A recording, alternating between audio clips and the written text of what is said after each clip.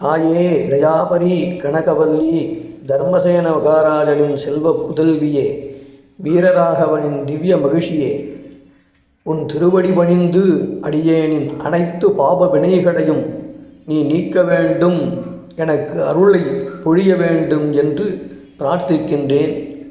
எத்தனையோ நல்ல பிறவிகள் கொடுத்தாய், ஒரு பிறவியிலும் நான் நல்லதை செய்தவனில்லை.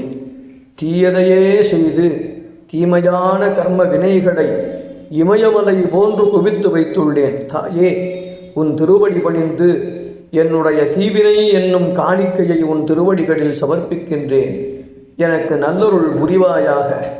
வீரராகவனின் திவ்ய மகிழ்ச்சியே, உன்னை விட்டால் எனக்கு கதி கிடையாது.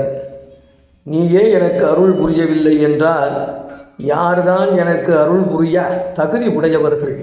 தாயே, என்னை நீதான் காப்பாற்ற வேண்டும். உன் திருவடிகளில் என் பிரார்த்தனையை சமர்ப்பிக்கின்றேன்.